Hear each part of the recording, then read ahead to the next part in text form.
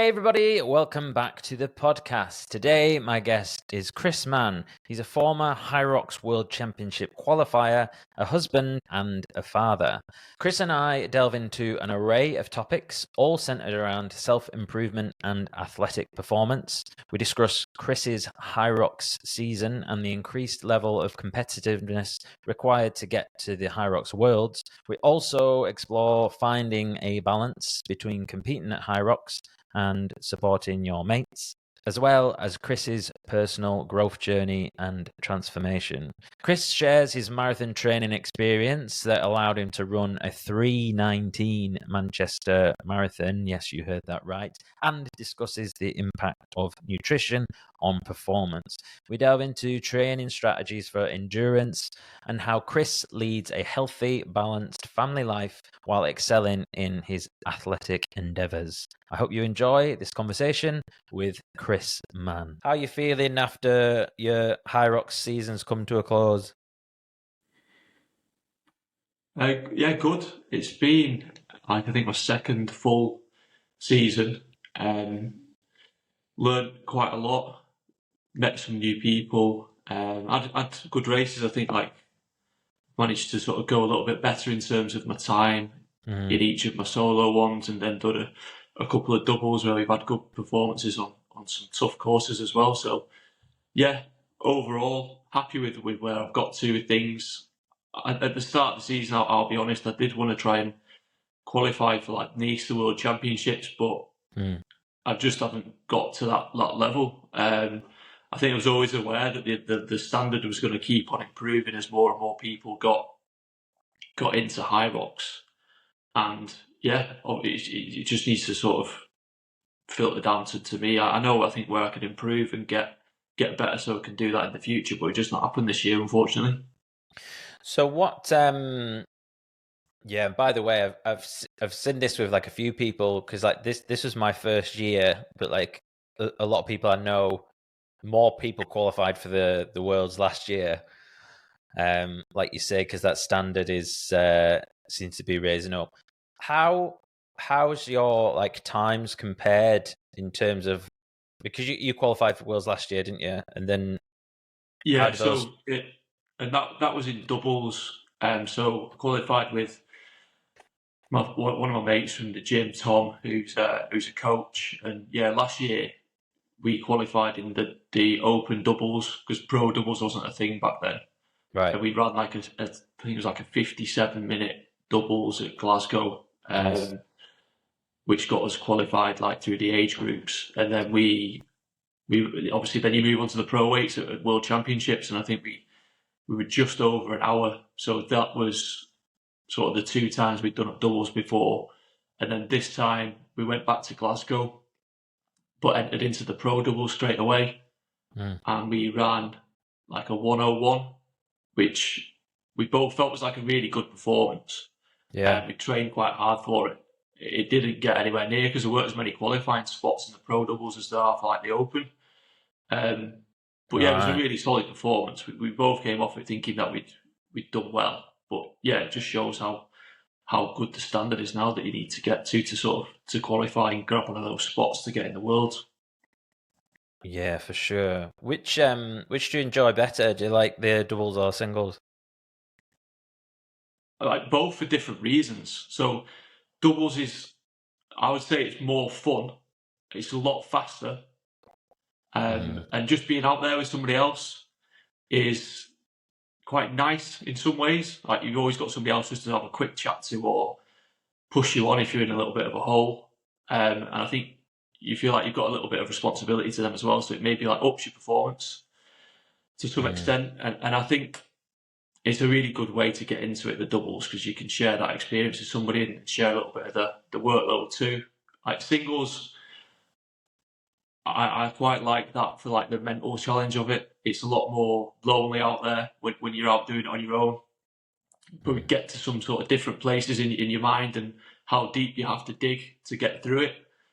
But yeah, I do enjoy that challenge of it as well. So having experienced both, I think I definitely have a blend of both going forwards. I think they're both good for different reasons. Yeah. Do you find that Do you find you recover better after the doubles, or is it less of a stress on the body? Yeah, probably.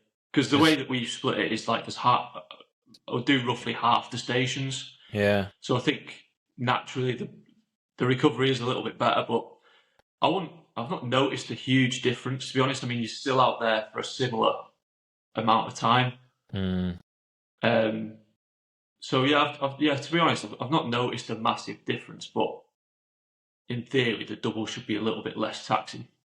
Yeah, I had a conversation with Greg from the Rock Slide podcast, and we were talking about training intensity and stuff, and the stress that a Hyrox puts on you in terms of like recovering and stuff like that. And he mentioned doing the doubles. I've not done a doubles yet.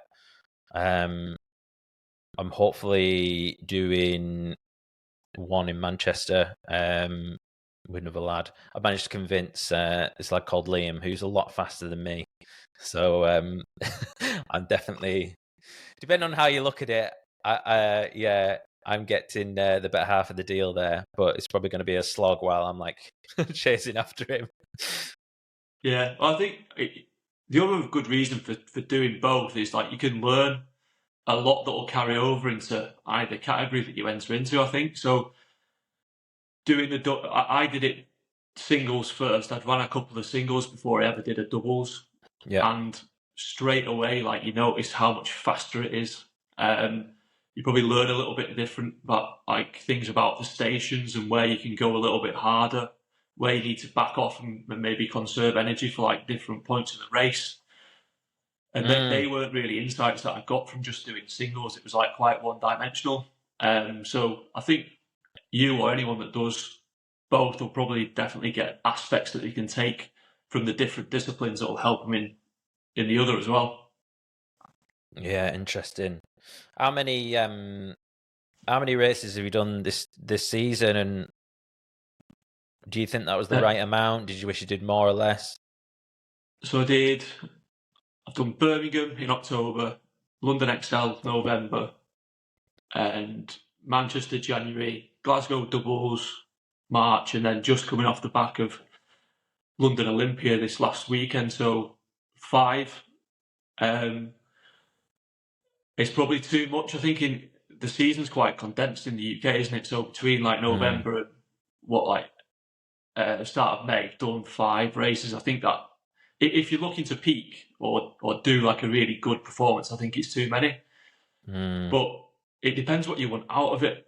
So what I learned from Manchester, for example, is like I'm from Manchester, so I knew a lot of people that were doing it that weekend.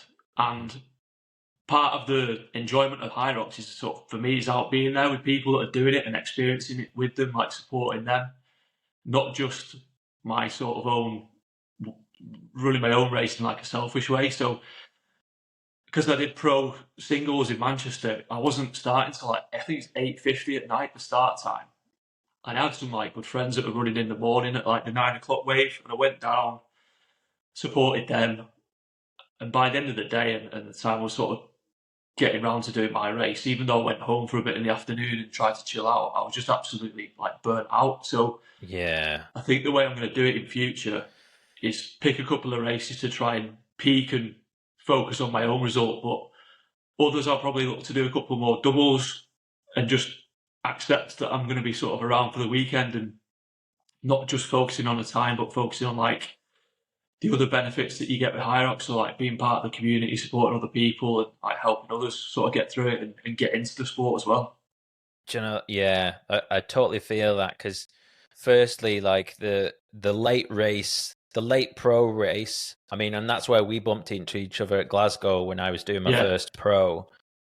It's so late. I mean, was mine at like, I think it was like 10 o'clock or something. And I drove up from Cumbria on the day, and then drove back the same night.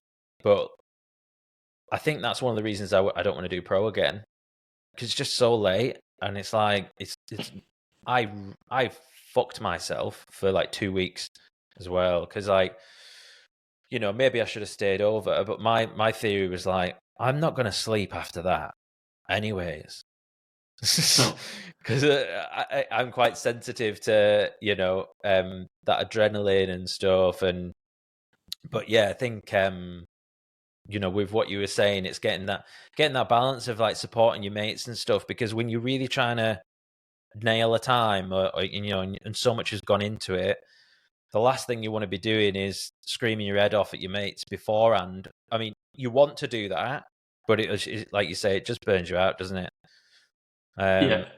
So I was thinking the same, actually. Like, I want to go to more, like, and just maybe do a bit of spectating, or like you say, or just do doubles where there's a bit less pressure, and pick and choose those ones where I want to sort of like really go for it and be like total bunk mode in and around the event. Yeah, I think that's the way. The way I'll do it, I think is probably. I've had experience of going to a few different ones. I think that's probably the right way to do it. I don't think the two blend very well. No. So let's talk about, because you're big on personal growth, self-development, all that good stuff. Talk to me about like a rough overview of your journey, and sort of like, where was that moment where you felt the need to sort of change your life? Yeah, so I think it's difficult to put a particular like moment on it, but I think growing up, sort of coming out of my 20s into my late 30s, I just remember sort of having this sort of feeling that I'd not like discovered who I was at that point. I was still probably just a little bit sort of wrapped up in the paths that I'd followed, just sort of going to uni, getting a job, going out drinking every weekend. Just sort of the things that we're like socially adapted to in this country. And I remember sort of sitting down and even like saying to my wife, like, I'm not 100% sort of sure who I am, or like what I'm going to do next, or how I discover what I'm sort of going to do further down the line. And then early in my 30s, I sort of had my first son. So he came into my life, and then like immediately, that's a massive change for anyone sort of being a parent for the first time. You sort of go from being completely selfish, thinking about yourself, to it flipping round like 180 degrees sort of like overnight. It's quite crazy, really. And then I think that was probably a bit of a trigger. And then other things, just I got into like self-development like anyone does, like picked up Atomic Habits for the first time, which is probably how everyone gets into self-development. It probably seems like that way anyway to me. And I read that and I was like, a couple of these things sort of resonate. Not everything, but I picked up on a couple of bits out of that book, and actually for once like started to apply some learnings to, and gave it time to sort of pan out and see how things worked. And just a little bit of like a couple of better habits that I picked up. So like committing to things that I'd say that I'd do, just sort of seeing through with those, and then like habit stacking, which is in Atomic Habits. So I'd never take supplements consistently, but if I just set them up next to the kettle the night before and had easy access to them, then I'd do it. Like it just happened like naturally of forming the habits. And it's just tiny little things like that that you sort of, it clicks something in your brain, and you're like, well, if I can do it with that, then I can get into better habits going to the gym. I can get my stuff ready the night before. If I know I've got a busy morning, that's going to help me go. And it's just what I've found early on was those really simple things that you just think that isn't going to make a difference. They can often be like the triggers to forming better habits. And then over time that evolved. So I got into different books, different podcasts, sort of starting to explore some curiosities, really, just listening to podcast episodes that I thought, that sounds interesting, I'll listen into that. And that'd spring into like 5 other topics from that one episode of a podcast that I'd go off and learn about. And just that journey sort of added up over time, which is probably like getting towards a decade now. It's just curiosity hasn't stopped, but I've learned different things that I like, tried different things, some have worked, some haven't. And and it's just an evolving process, really. But the biggest thing is probably lockdown.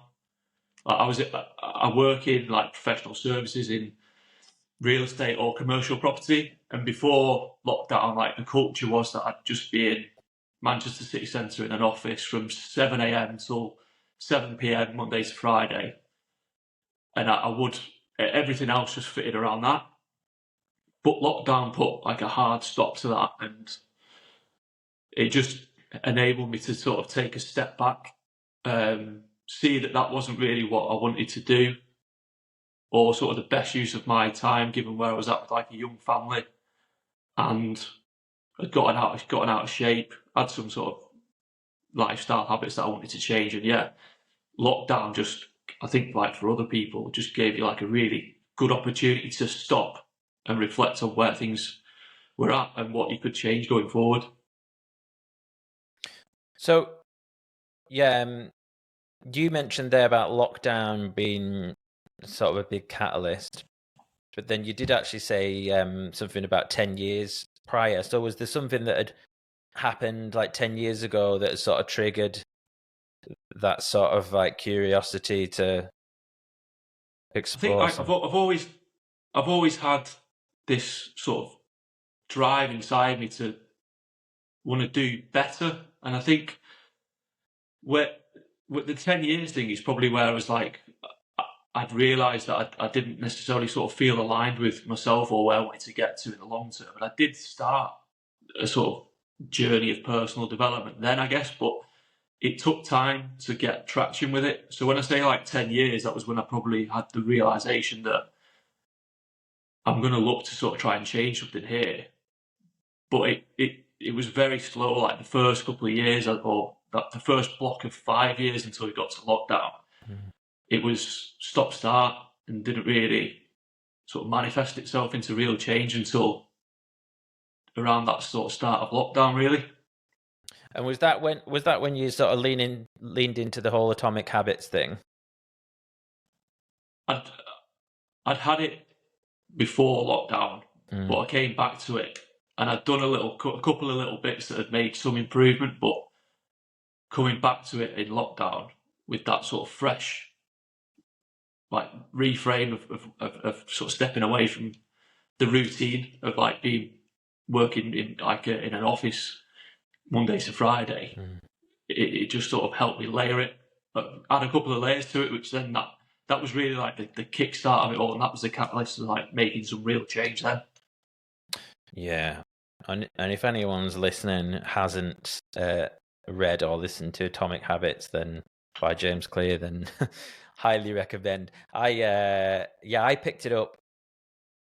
I think it was around the time it must have come out, which I believe was maybe a couple of years before lockdown. And I remember like listening to it, and like you say, things like habit stacking. A lot of this stuff was kind of like innate. Like I'd been doing some of it, you know, whenever I'd made good progress in my life, I'd been doing this stacking thing. So, you know, whether it be eating a certain way and then after that doing a certain thing or whatever, because, you know, and I remember really leaning into, right, I'm going to do, you know, like the habit chart. I'm going to tick off my boxes and think about all the things that I want to do. And I was in a relationship at the time, and one of my habits was do something nice for this girl's name. Or it was something like that. I remember her saying to me once, like, you shouldn't need a habit chart to, like, you know, she was like offended by it. And I'm like, yeah, but that you're missing the point. Like, I love you, so I'm trying to be more intentional, to be reminded, you know, because we all know what it's like being on autopilot in a relationship, and it's, you know, it's useful to have those prompts. But yeah, I ended up revisiting it a load of times, and probably the biggest was like 3 years ago, it's interesting. We've both got this sort of 3-year sort of time span, which you were talking about alcohol and stuff. And mine started 3 years ago as well. So where did alcohol come into this? And what was your sort of like emotional health like at the time? Because obviously we talk a lot about fitness and in personal growth, but what about the emotional stuff? I think generally fine. Like I wasn't unfortunate in that I've never like had depression. Like I've had times where you get the odd day or two where you're just obviously sort of feeling a bit low or stuck in a bit of a rut. And I think emotionally, going back to that point where I said like I didn't really sort of feel like I knew who I was or where I was going. Probably emotionally, like the hardest part for me has been like just feeling like I was stuck in a little bit of a rut, like going through the same routine regularly, struggling to make progress on some of the things that I felt like I wanted to. So emotionally, like I think I've always been pretty steady. Like I've got good networks around me. Like been married for like 12 years, got a great relationship with my wife, got friends that like are nearby, really good group of mates, parents live nearby. I think like compared to some people, I've got a really good like local network. I live in the town where I was born, and a lot of people are still around. Like some people have ventured out, and I've been to like off to uni, worked in different cities, but come back, and I think it's been great, like from an emotional support point of view, to have those like local networks and access to a lot of people that you've got relationships with. Where were those communities formed? Like, because obviously you mentioned you've got quite a good support group of people. Like, are they from school or work or the gym? Yeah, so got like a group of friends. I think there's like 6 or 7 of us from primary school. Wow. Who I'm still close with. Like, we've always been really close. Been like best men at each other's weddings, all the sort of stag do's, different sort of trips like throughout uni and spending time together. Like we've always had that consistent relationship with a group of lads from primary school, and we make the effort despite everyone having families now, like living in different parts of the country, like to meet up. So like next weekend we're all going up to like the Lake District. We've got like an Airbnb. Oh, nice. Just the lads to sort of have some like focused time together. So there's that group. I've played golf since I was about 12, and I've got like a really sort of good group of mates that I know through golf. People through uni, people through work. More recently, as like I've gotten into fitness and sort of joined gyms, different groups of people from like the gym that I go to, other gyms that I train with, and like coaching rugby and football for like my kids as well. There's those groups. So there's probably like 5 or 6 groups of different people that I'm involved with where I've got some like strong relationships, and definitely I feel the benefit of that sort of in every area of life. I guess it's like strength of your network, isn't it? Which is really important. Wow. Yeah. It's I think your community is like feels to me like the biggest indicator of how your emotional health is likely to be, because there's something about like it's almost like there's no chance to get really depressed or down when you've got so much going on and you've got so many people around you, and that's why the gym is so important to so many people. Community gyms at least, because if you don't have that network as such, you're put into this it's like this microcosm of like almost like how a community would have formed like 200 years ago. It's like the size of a village. Everyone kind of knows each other, and you know, and it's really beautiful. So, you know, I think it doesn't surprise me you having that sort of stable emotional health in having all that stuff around you. And also, I think it's surprising.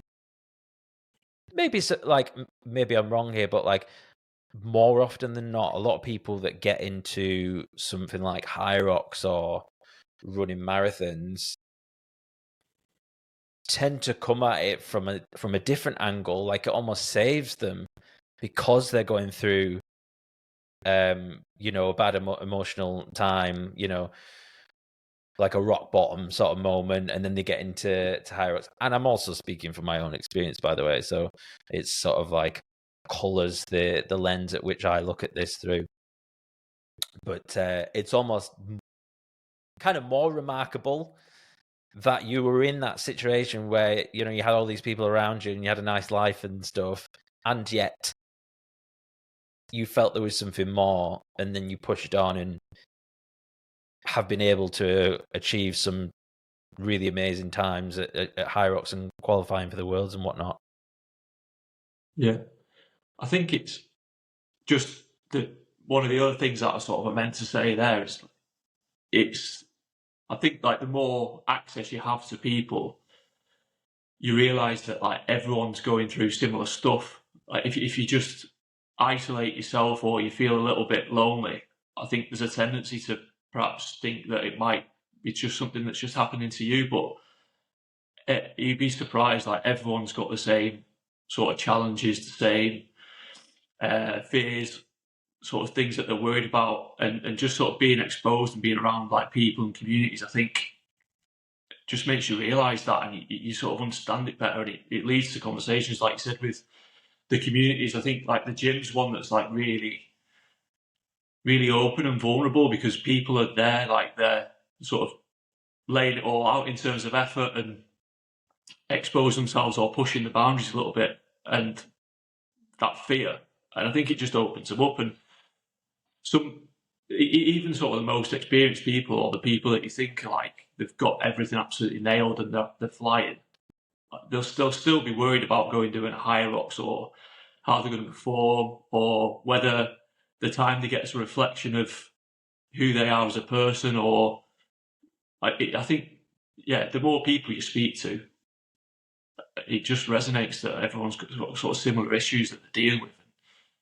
Being in those communities just helps you sort of get through them, I think. Yeah, precisely. Yeah, everyone's got shit going on. It's just different people are at different levels of vulnerability. That's the way I look at it.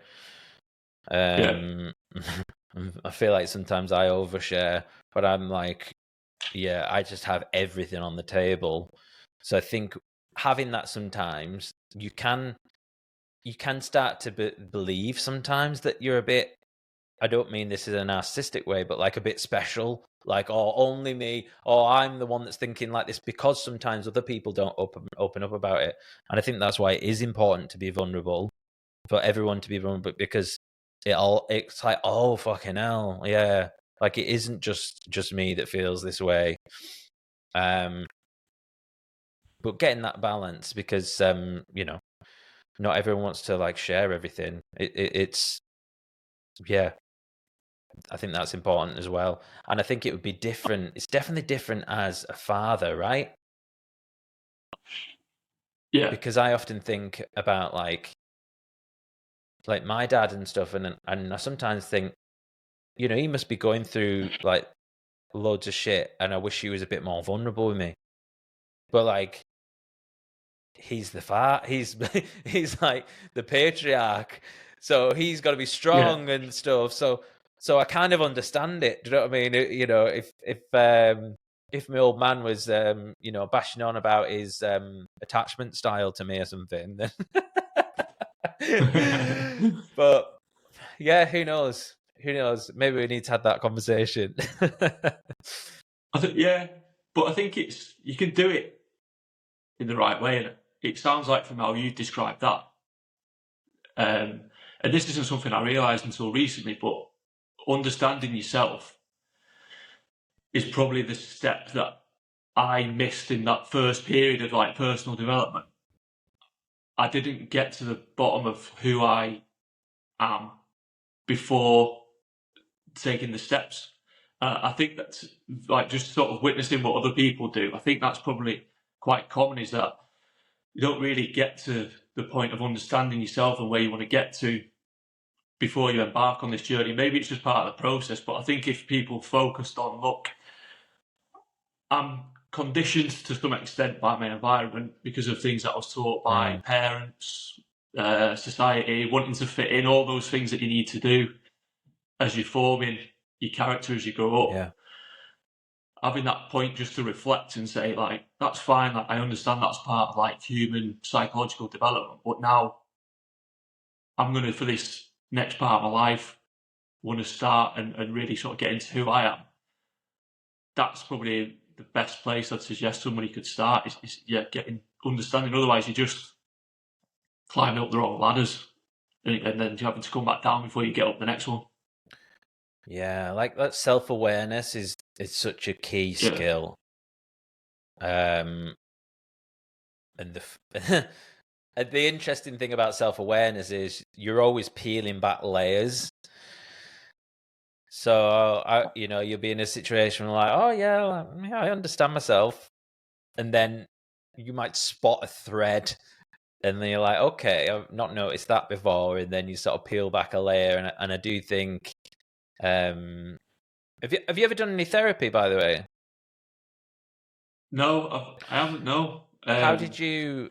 So when you talk about like understanding yourself, like, are there any ways that you've like approached that? I think I just like listening to like that voice in your head, it's just giving you like direction and that curiosity point, just exploring like curiosities and trial and error, trying things out that are of interest and then getting into them and thinking, actually, this isn't for me. And it's just that iteration, I think, is how I've arrived at it. I think, and it has to just start with a commitment, really, that you're just going to try different things and work on what does and get rid of what doesn't work. If you've committed to that sort of self-discovery or self-realization sort of journey. But I've not done therapy, but I know it's getting more popular, and I know people that have and said it's amazing, and it's not something I wouldn't rule it out. I think it'd be really interesting, but at this stage, I think I just enjoy the process of like learning it myself as well. So I've read around some of the topics and applied what I have learned, but yeah, I appreciate that sort of speaking with specialists and things that people that do it for a career would be useful. And yeah, I think it's probably something that I'll do at some point. Yeah, I like I did some bits like when I was a bit younger, but it was mainly through. So if you go to the NHS with like anxiety or any sort of issues, they'll do this thing called I think they still call it First Step. It's well cringe. First Step, and then you ring up and then you go for an appointment, and it's basically CBT, which is cognitive behavioral therapy. And it's sort of like, and I'm totally bro science in this, I can't remember exactly, but it's more like looking at like habits and triggers and sort of the more practical steps, because essentially what they want to do is get you to a more functional level as soon as possible, and then get you out of there. So it's quite useful for me, when I was younger, and got me through some little bits. But I've recently just started psychotherapy, which is through BetterHelp, and I got a match with this therapist, and I'm fairly new into it. But with psychotherapy, I don't know if you know, but it's more like, why do you hold that belief? Why do you react in that way? Why are you telling yourself that story about yourself? And that's been really fascinating. Because how long have you been doing that for then? I think this is my fourth week. So pretty early, and I'm still telling her everything about my story and stuff, and because I mean, yeah, you probably know from like just chatting to me now. He's like, I go really deep into stuff, so I'm like, oh, and this, and then there's that, and then oh, and this happened, and then I'm flashing all over the spot, and I'm trying to like map out my experience. But it's fascinating because I'm so interested in it anyways. I'm fascinated by the mind. I'm fascinated with how it works. And I'm like, all right, and that, yeah, and that must be because of this. And then I'm kind of like, and then I'm like, fucking hell, this is my life. And then I'll like just start crying or something because you're like, this is my trauma we're talking about. So no, yeah, it's good. I've actually got a session after this, so it's a Yeah, no, so it sounds interesting. I know, like my wife's brother and his girlfriend are therapists, and like one, he works for like local authority, like probably along some of the similar lines of what you were describing with the NHS, like stuff linked to that. And then she works on BetterHelp as a therapist as well. So yeah, it's always interesting to speak to them and like understand the process. Yeah, I think it's you know, you just never, and I actually started I engaged a therapist at the point in time in my life where I actually felt the happiest, the happiest, because I'd noticed a few little threads, a few little like resentments, like, oh, where's that coming from? That little bit of anger, and it's like spotting it now rather than waiting for it to build up, and in 5 years' time having a fucking breakdown.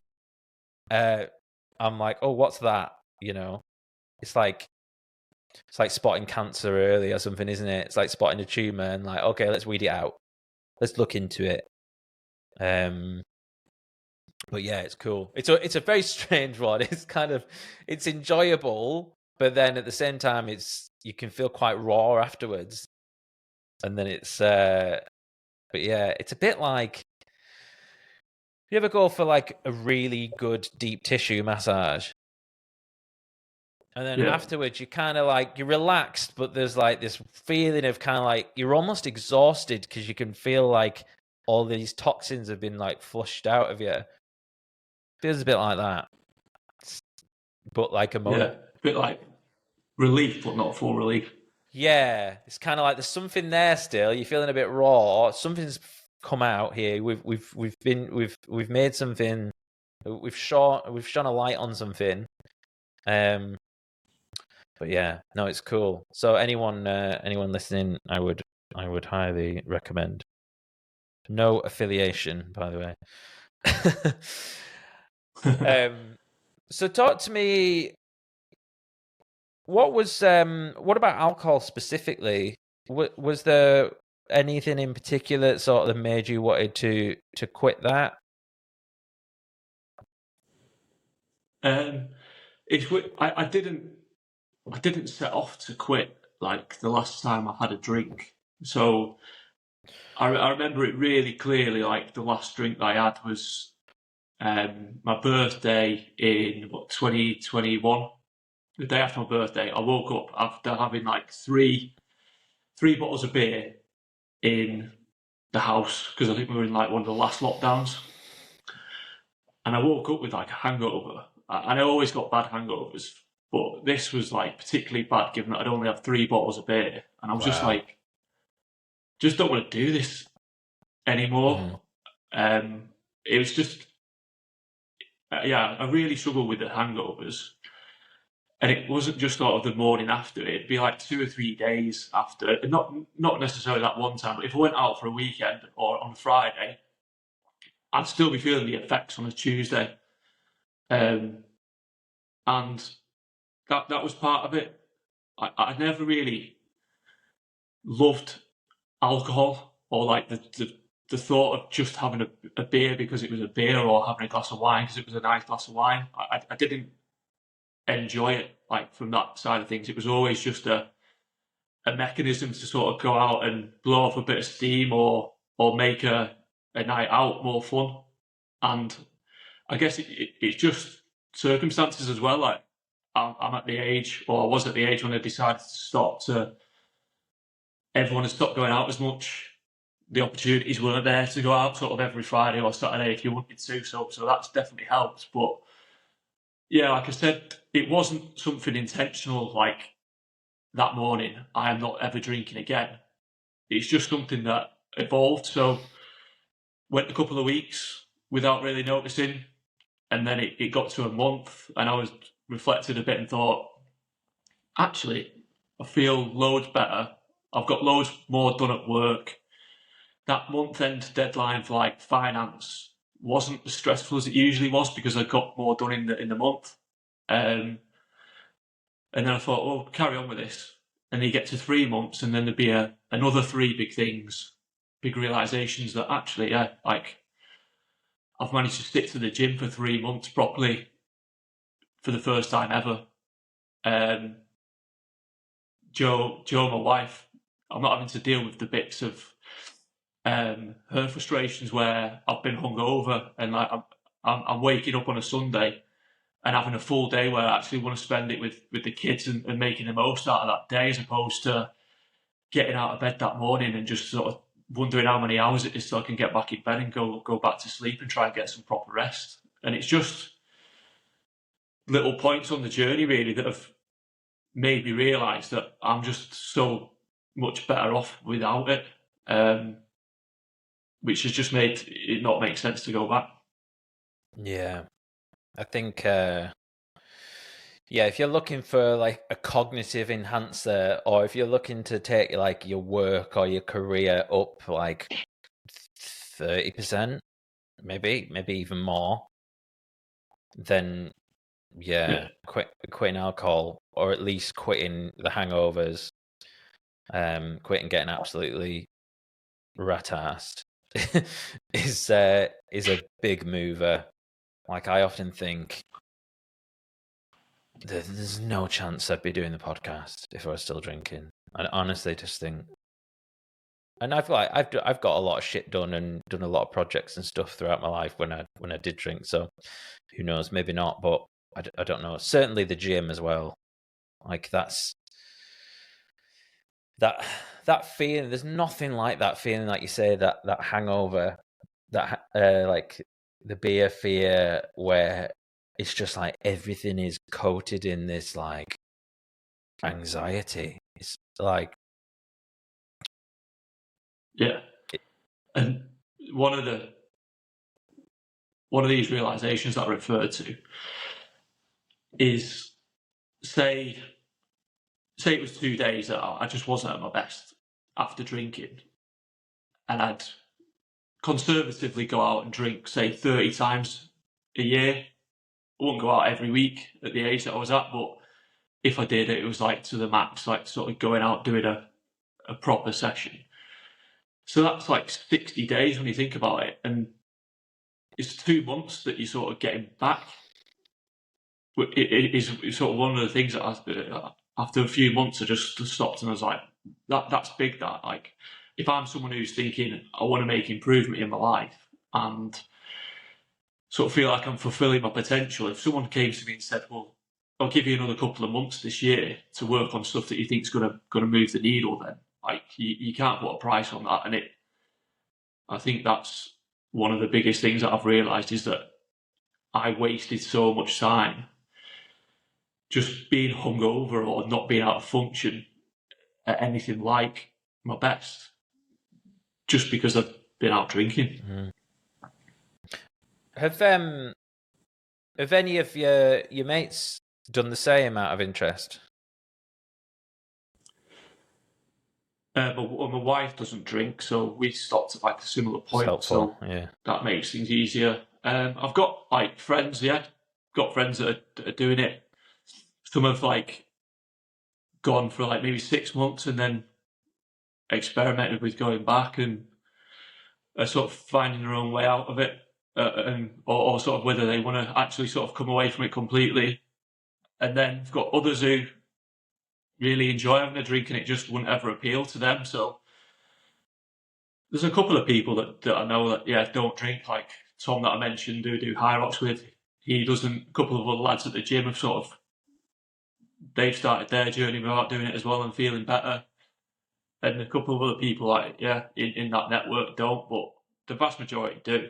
And I think each to their own. I think I know some people sort of say that they can go out and do it and function, but that just wasn't me. So I guess my approach has got to be a little bit different if I want to do the things that I want to do, because it just alcohol and sort of being productive for me just don't go together. What do you think? What do you think is the biggest driver there? Because you talk about like having more free time and stuff, but is it a combination of things? Is it like Hyrox? Is the one thing that seems to stand out? That's because 3 years is a long time, and I imagine you've had some moments where you've thought, oh, it would be nice, just have a beer with the lads or whatever.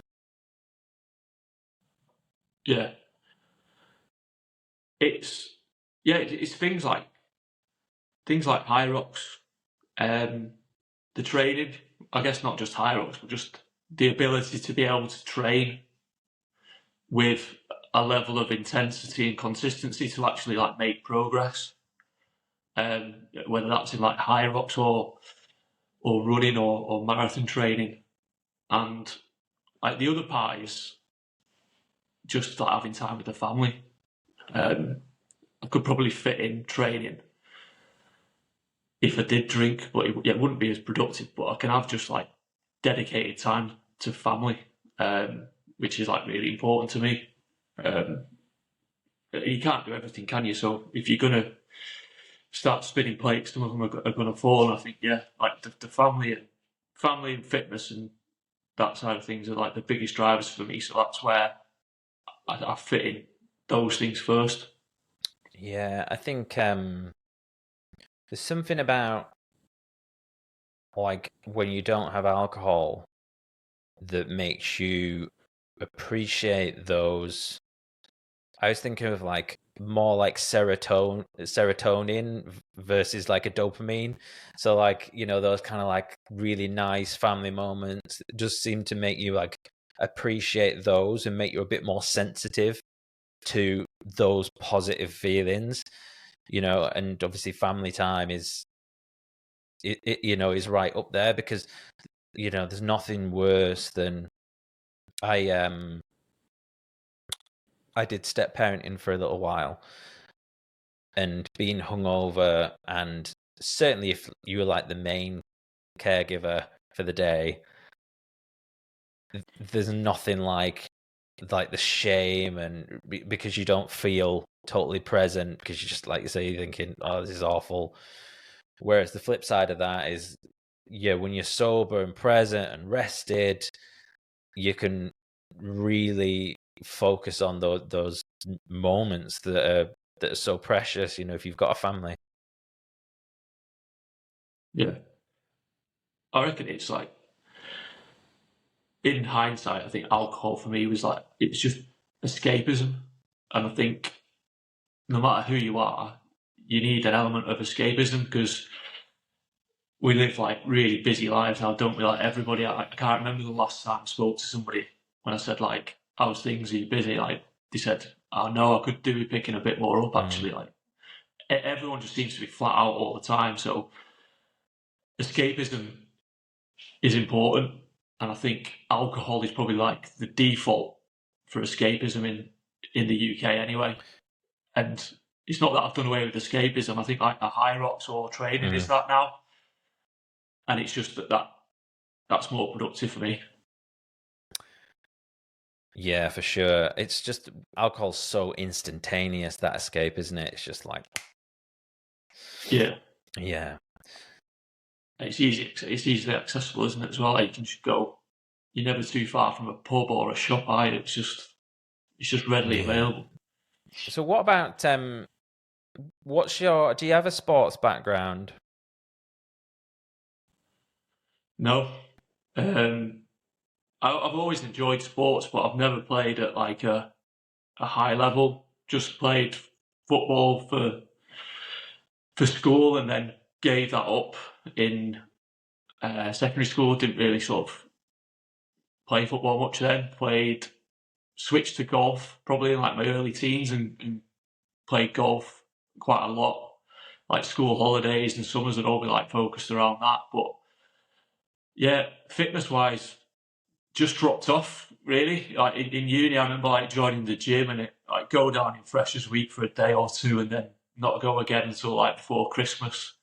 Just that like cycle of like a couple of sessions and then losing interest. Did a couple of like did a marathon in 2012, Manchester Marathon, where I didn't really have any base level of fitness before doing that. Just trained for it and then again like did it and then just lost interest. Just didn't have any consistency again and then picked it up really in just before lockdown and then forming those better habits through lockdown. Like it's just ingrained now. Like it's a massive part of my life and it's quite a recent thing, to be honest. It's just something that I don't know why, but just managed to build some consistency around it and really felt the benefit and got the other aspects of it as well, like we were saying before, like community, meeting new people, all those benefits sort of coming together have just made it sort of stick since starting up just before lockdown, really. Other than that consistency, what do you think have been like the biggest movers for you making so much progress in your fitness?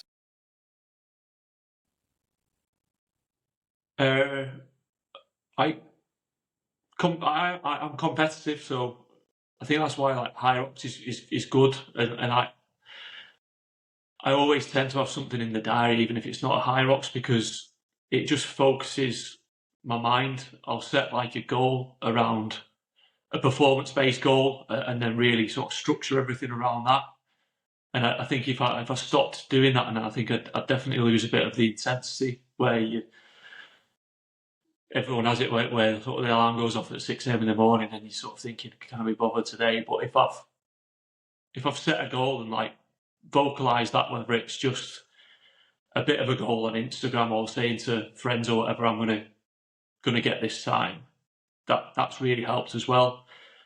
And then I guess it's just formed a little bit of my identity as well now. I like going to the gym, catching up with people, speaking to them. I like mates who might want to sort of start on a similar journey. Like it's been nice to speak with them and sort of be able to help them or guide them a little bit at the start. So yeah, it's just something that I think was always there, but I just never gave it enough time or a day to sort of come out. And it's back to that sort of self-realization stuff. I think I've always been competitive. I've always been into sport, but just got a little bit wrapped up in everything else that was going on. I was trying to build a career and start a family and stuff, and it just took a bit of a back seat. But it's probably always been something that's really been important to me, but I haven't prioritised it enough. And what about, because performing well, there's like two key components, isn't there? You've got your dedication and your discipline with your training, which is gonna be most of gonna affect your performance, and then the other thing that's going to affect your performance is your performance. And they're two things, and it's like obviously competitiveness comes in with all those things, maybe slightly more in the performance side. So when you are performing, do you have any sort of like mental tricks and frameworks? Like what's driving you to, like, are you the sort of person that's pretty much on full send during like a Hyrox or a marathon? Like, yeah. Does that make sense? No. Yeah, it does, definitely. No, I don't consider myself to be one of those that can just go out and red light. Like I find it difficult. Like I'm naturally a bit of an overthinker, and I think I probably plan things out and this is something that I need to work on, but like planning things out probably too much, and I like know roughly where I should be to achieve the time that I've set as a goal halfway through a Hyrox, and if I'm ahead of that, then I wouldn't naturally sort of kick on. I think I'd be a little bit protective of it and no, like, were you doing what you should have done planning wise? Keep going and it'll work out at the end. So yeah, like mentally unlocking that sort of next level of like performance and taking the shackles off really is something that I'm trying to work out how to do better. I think I'm probably a little bit too over considered on the performance side, whereas I need to just trust everything that I've done a little bit more in practice and get into that sort of full send mentality a bit more. Yeah, like I always think, I don't know if I'm like, have I got a bit more? Could I have pushed that a bit harder? And it's getting that balance, isn't it? And then you have some people who are just so good at just sitting in that pain where they can train like a bag of shite and still perform. Yeah. But I think it's just we've all got our strengths and stuff, but that's what's just like so interesting about, this stuff. And Hyrox specifically, there's something about it, isn't it? Because it never changes and you can really, obviously you're quite analytical. So you can really start to delve into like all the splits and stuff and where can I improve here. So, if you're the sort of person who likes to plan things out, it's it works quite well. It tracks quite well for that personality type. Have you have you been on a plan? Have you done your own coaching? How's that look like? I've tried like various different things. So I've used online coaching quite a bit. I've used like Hunter McIntyre's one at some points. I've used like Tim Vinish and Michael Sandbach had one at one point that I've used. Currently I'm using it's called Team Reach Training, it's led by Taylor Hayne, who's an American guy who won the doubles at the World Championships, and it's been like a really good mix of like athletic performance and like structure around different periodization, which I'm using that on an app sort of predominantly at the minute, but I've come off doing the Manchester Marathon as well, like in April, and since start of the year really the focus has been around the marathon as opposed to like Hyrox specifically. So I'm gonna just have a couple of weeks off now. I feel like my body needs a rest after doing like the marathon and 2 Hyrox already this year. Sort of get through, have a bit of a break at the end of May with the family, and then sort of get back into some strength stuff in June, and then work through and set some new dates for like Hyrox and get some sort of specific training around that based on which ones I'm going to do. But yeah, I've used like online coaching quite a bit, and the different apps that you can use. I found them really useful because it just gives you that bit of flexibility that I need as well. Like if there's long sessions planned on, say, like a day where I've got to go into the office for something, I'll just flip them around and having it on an app. It just makes it easy just to have a little bit of flexibility. Which you've done? Is there any that you'd recommend? Which have done give you the most so far? Like obviously you're clearly like trying some different approaches out, but is there any that stand out? Yeah, I really like the one that I'm on at the minute, the Team Reach training. So you can there on Instagram, like just type in Team Reach. It's really varied, and they have different programs, so you can go like quite intense if you somebody who wants to do a couple of sessions on certain days. They'll have a program for that, or one that's aimed more like aesthetics, or just a sort of single session day split. And is that it seems to have like is that Hyrox specific, or is that it's like hybrid training specific? So there's a lot of Hyrox and it blends with Deca and things like that as well. But the benefit of it is like some of the bigger events they'll tailor like the block to meet with the date of the event. So like at the minute, there's like a focus on people that are training for the Worlds. Everything's geared up on the latest block of training for like that. So you've got access to the training plan that their athletes that are going to the Worlds will be working on. Right. So it's generic in a sense in that anyone can get onto it and use it, but it's tailored towards people doing Hyrox or the big Deca events. It's like a hybrid program rather than being sort of a specific Hyrox one, though. Right, got you. Interesting. Yeah, I will. I'll put a link. I'll put a link to that in the show notes. So, what about? Talk to me about Manchester Marathon. How is your training for that? And also, what do you think? What's the effect it's had on your Hyrox? So training for it was good.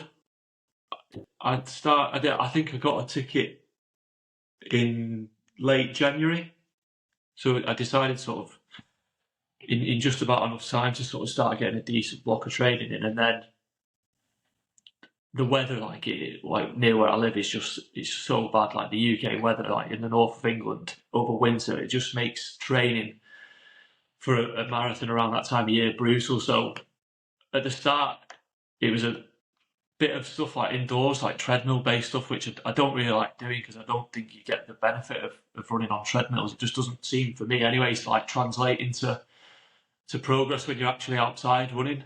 So it didn't start off great, and then Glasgow Hyrox got closer, so I switched to a little bit more Hyrox specific stuff. So I probably really started focusing on the marathon training at the end of the first week in March, and I used. Have you heard of Runner? That's like another app. Runner. Yeah, I think so. So I used that because it's really good in that you can download their program and it'll sync with your watch. So on like some sessions where you've got like an interval based session where you're really trying to hit like a specific split time, you'll be able to look down at your watch and it'll tell you like whether you're ahead of pace, on pace, or behind. And I found that really useful. So focus using that Runner app pretty much specifically all the way through to like the race at the. So Runner had. Did you say Runner had like a marathon plan, or? I think they have like a man. They do it based on event, so you could go on and say, "I'm going to do Berlin Marathon," and it'll give you a program based on whenever the race date is. Right. So they're probably all the same plans. To be honest, I doubt there's much variation, but they set it. They set your sort of structure around the race date, and I think they have like 16, 12, and 8-week plans. Yeah, that's cool. That integrates with a watch. Yeah, I found it really useful, but yeah, training was good. Like, definitely felt like I got better at running. Like, I found some of the faster interval sessions quite difficult. Like, there were some days where I'd go out and I just wouldn't get even near the splits that I was supposed to, and that was a little bit like in terms of pace or right pace, yeah. And I feel like naturally I'm probably a little bit more naturally suited to endurance and like keep going rather than going fast. Is how sort of it feels like my body wants to act. So yeah, some of those sessions were like I was way off the paces, like miles off. I'd be missing splits by like 30 seconds in some instances, and it was disheartening. But yeah, I stuck with it, and then a week or two later, I might hit them or like surprise myself and it feel not too bad. So you definitely just was quite disciplined and just didn't get too disheartened from things like that, which I know is easy to do based on stuff I've done in the past.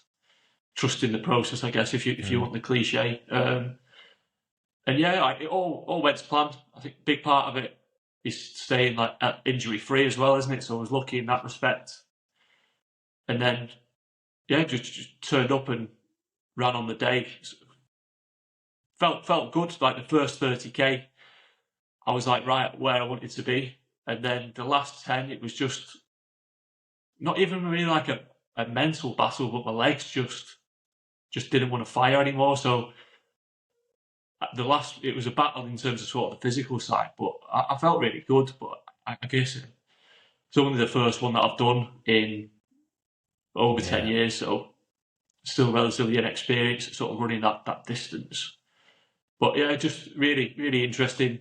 Good to be out sort of training, having that time out on the road on your own, thinking things through, sort of not just the running, but like the mental sort of headspace and clarity that you can get from it is really good, and learn other things from it as well. So one of the biggest takeaways I got from this block, other than the running benefits, was that how I just eat habitually as opposed to like fueling strategically, just day to day.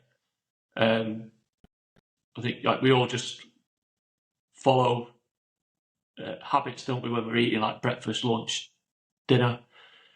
At weekends, probably like go a little bit off the rails and get sort of takeaways and things, or eat to like excess sometimes the wrong things. But you can really notice when you're doing some of those longer runs what the impact like nutrition is on having on your performance. So I've definitely like come away from it knowing that, and we'll focus a bit more on like nutrition.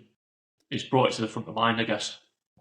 Yeah, no, I agree. It's absolutely huge. Like I'm pretty disciplined with when it comes to my food, and like I went on holiday for like only like 4 nights recently, and I just give myself permission to obviously treat myself, whatever, and not drinking as well.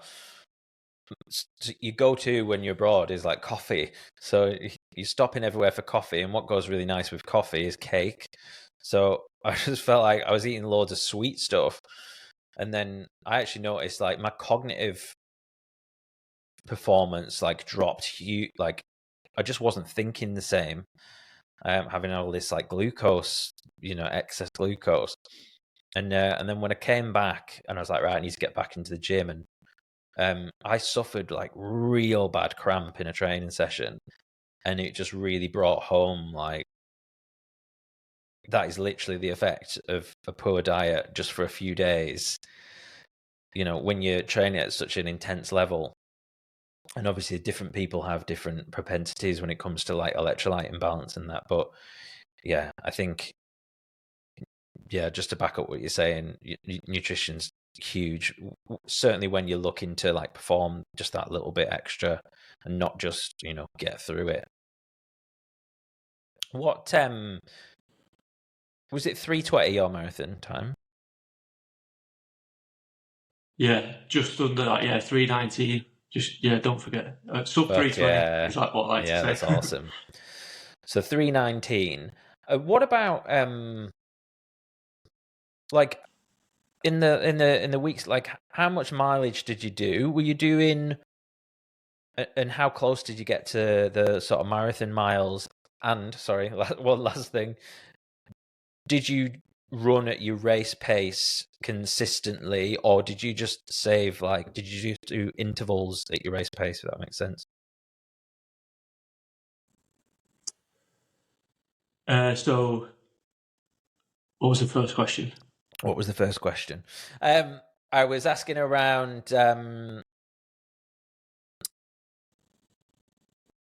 that 3:20 time. So like, what was your mileage like? So and were you hitting those? Oh yeah, sorry, yeah. What was the biggest mileage you did like leading up to it?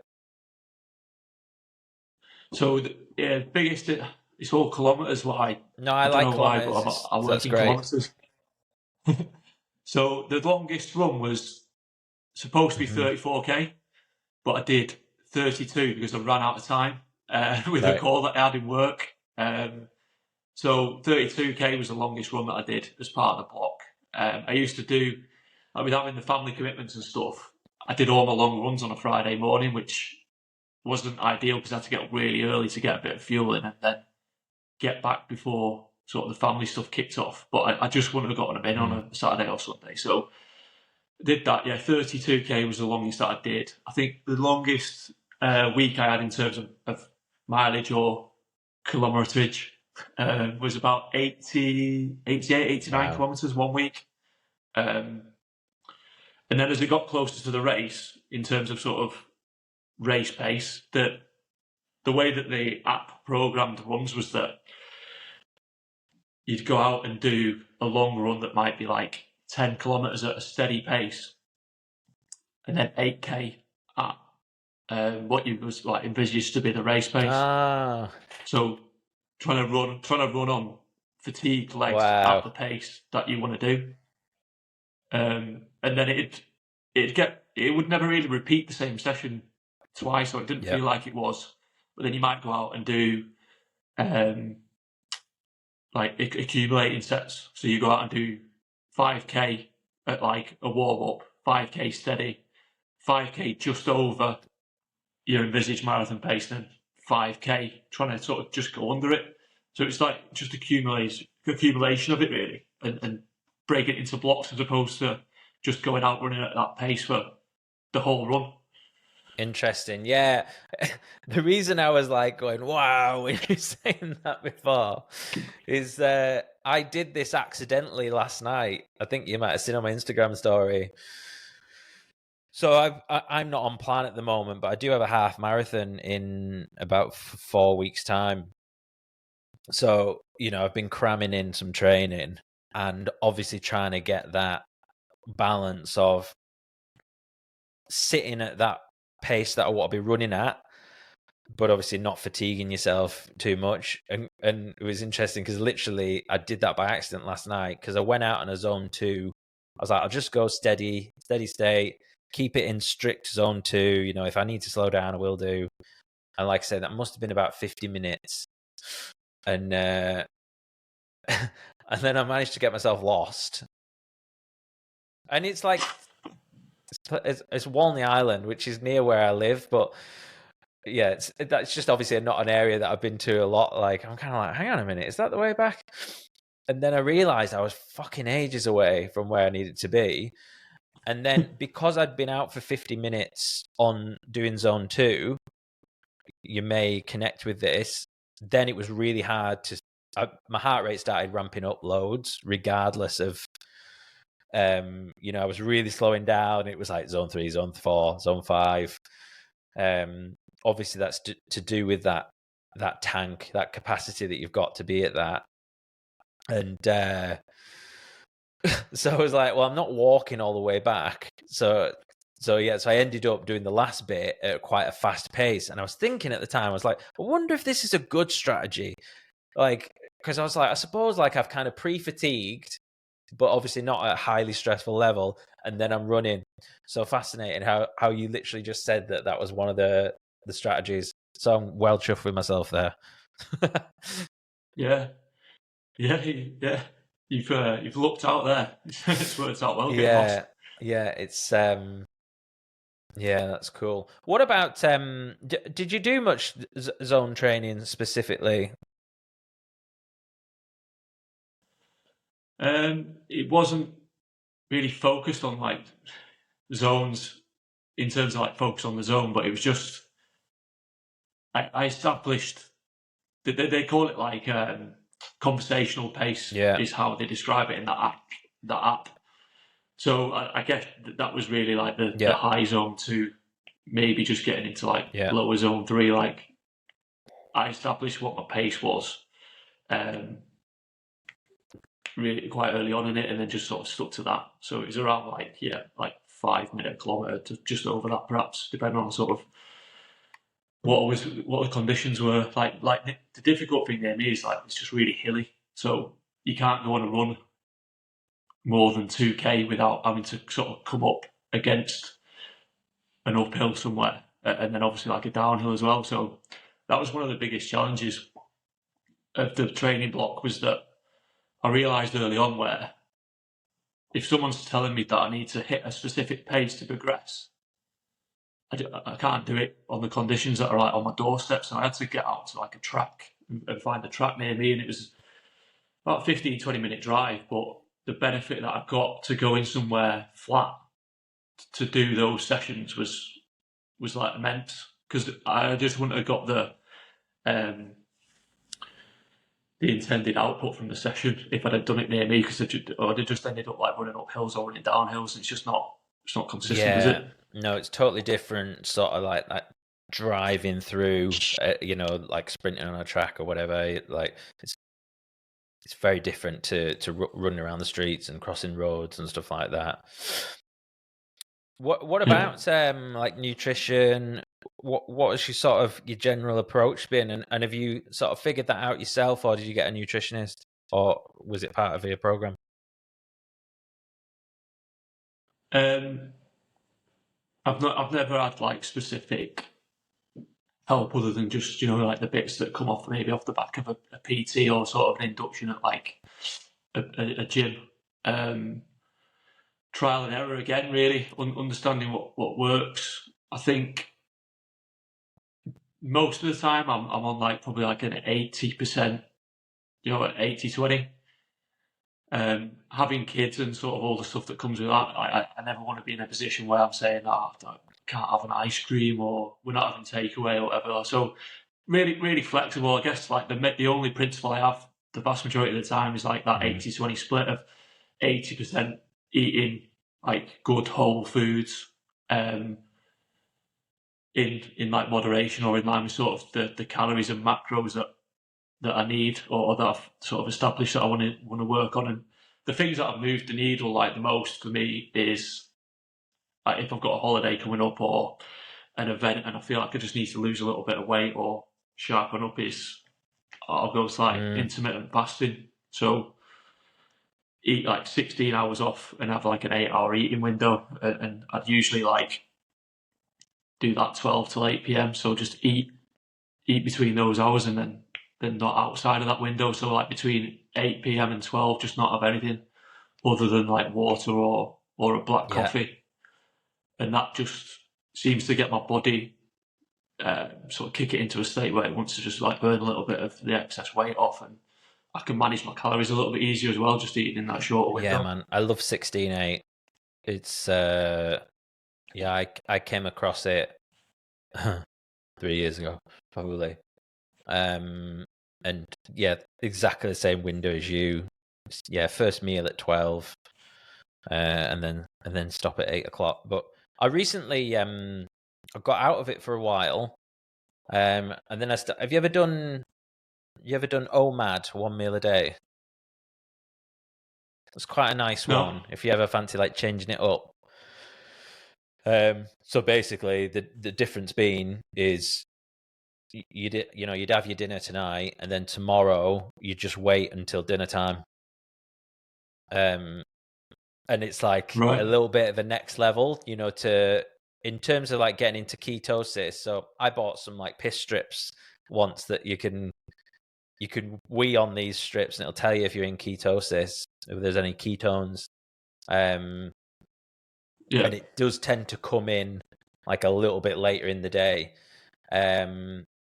But yeah, no, it's cool. I think for a long time when I was training Hyrox, do you do 16/8 while you're in season, or are you more conscious on getting the calories in? I think I would. So I've done it in like the lead up. I'll do that because I just feel like like body composition wise, it just helps me monitor my weight a little bit easier before a competition. Yeah. So like maybe in like the 4 weeks leading up to it, and then there'll be certain sessions that I might do fasted, but like the ones where I really need to go and like put an effort in, if it's like a 60 to 70 minute like Hyrox thing, then I would wait until I've had at least like my first meal of the day before I'd go and do that. Yeah, I think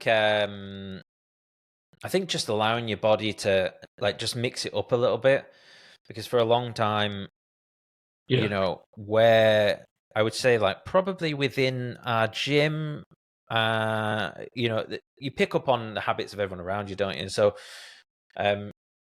everyone's quite big on, getting the fuel in, making sure you've got plenty of calories. And I did notice an increase in my performance when I did that. But did I feel better? No. I always feel better when I'm doing a bit of fasting. I think it's and you have to sometimes remember, like, why did I get into going to the gym or Hyrox? Was actually longevity, not necessarily about getting the best Hyrox time.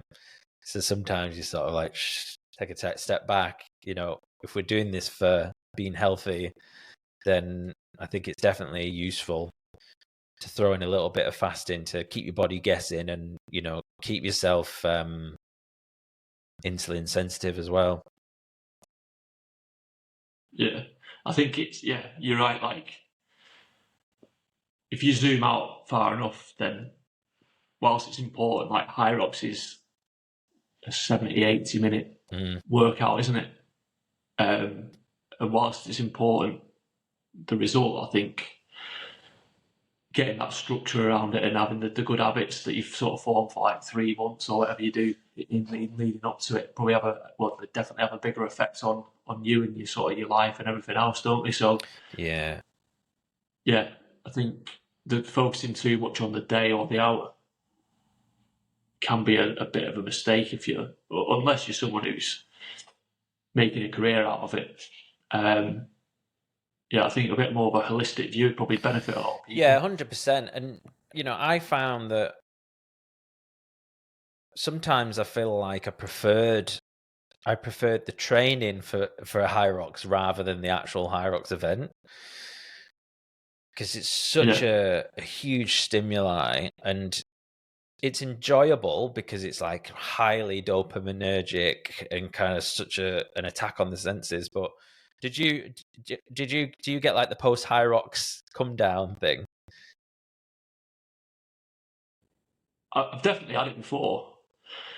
I think it's probably dulled a little bit because I've done, I think, 10 or 11 now. So it's like anything, isn't it? You get used to it. But I have definitely, in the past, that week afterwards, just felt lost.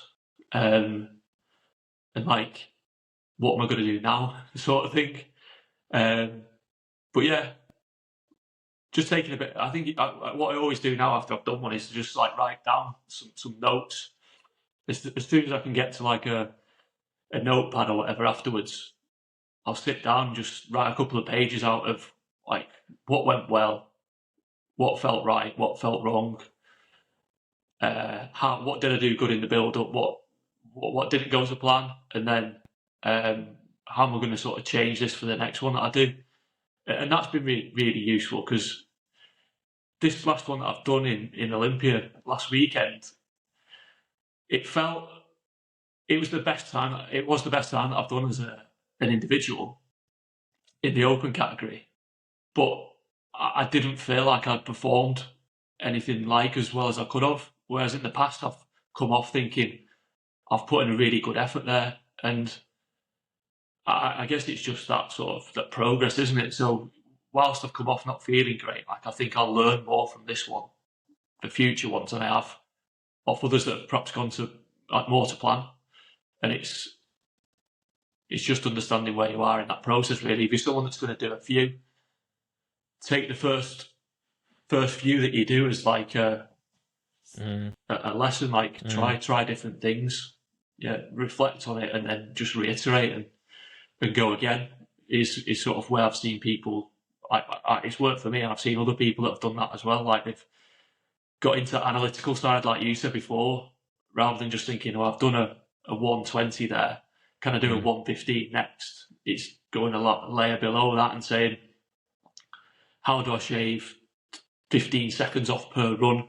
Or I'm terrible at skiing compared to everyone else who's getting a similar time to me. Like, what do I need to do to get better at that? And yeah, the reflection's a big part of it. I think if you're somebody that's doing it to improve.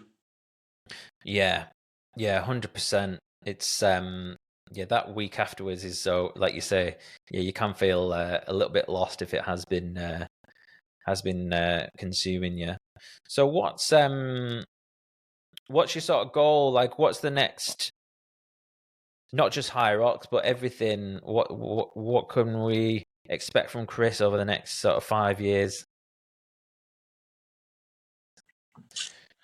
So I think like the 5 years is a difficult one, isn't it? Because 5 years ago, I wouldn't have thought that I would have done like a 3:19 marathon, ran 10 Hyrox. I don't even know if Hyrox was out there, but and then like speaking to you on a podcast about sort of that journey. So like 5 years, so much could change. But I'll be 40 like next year, so I think just been chatting around like a few mates and like coaches as to like some goals or like tests that I could do in terms of like fitness and strength to like try and benchmark where I'm at when I get to 40. That's something that I might like look at doing. Career wise, like it's been crazy, like the impact getting fit and getting into better habits has had on my career. So like progressing in my career and sort of looking to sort of benefit from like the financial and sort of development aspects of that. And I'd like to.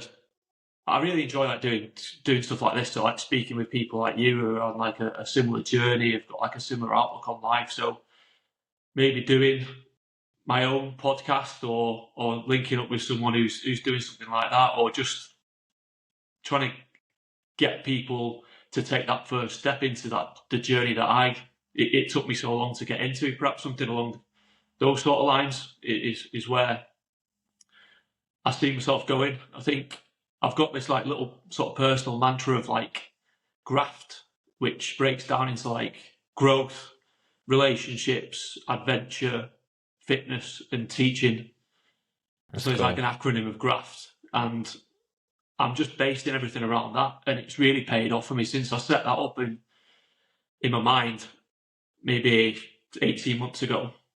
Like things have just been on another level, so that's working. I'm just going to concentrate on those. I think like those 5 pillars of like wellness for me are what's going to keep me moving in the right direction. I think if I can just make progress against each of those 5 things, then I'll just naturally get to where I want to be, as opposed to having a goal that's sort of 5 years away.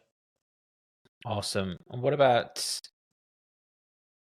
how long have you been married? 12 years, amazing. 12 years. What's been your secret to staying married for 12 years?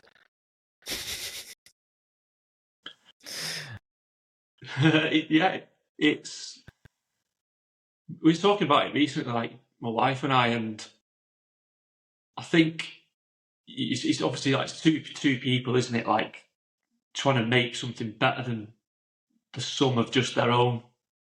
So just understanding who you are, what you can bring to something, like to a relationship like that, and then just working at it. It's like anything.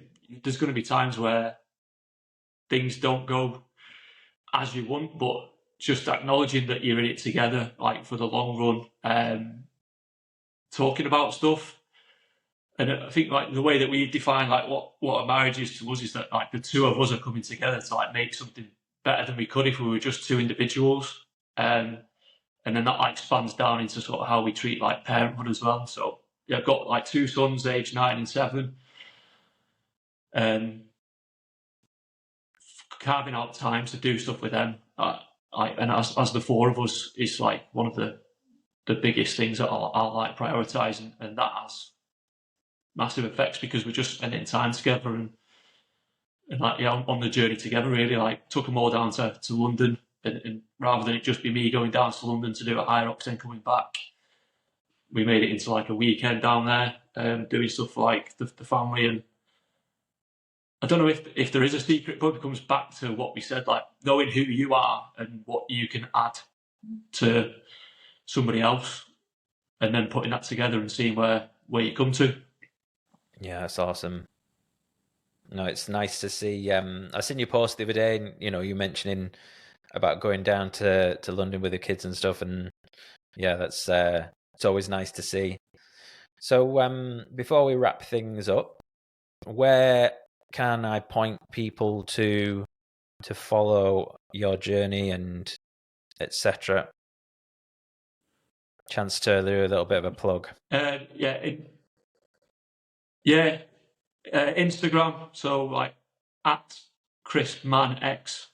Man is like double N. So Chris Mann X on Instagram is where I like to post things about sort of what I'm up to, things that I've learned, and try and put a bit of a twist on it as to how people might be able to like apply it to their own lives as well, based on what I've learned along sort of this journey up to now. That's it really. It's all through Instagram. So just keep an eye on that if you're interested in sort of the things that I've been saying, or you've resonated with any of it, because that's probably what I talk about sort of quite regularly. Amazing. On there. Chris, thank you so much for this. I've really enjoyed getting to know you a little bit better, and I'm sure that we'll continue to connect and bump into you at the next Hyrox event. Yeah, no, thanks for having me on, Jason. Thank really you, appreciate mate. Have a good day. Cheers, you too.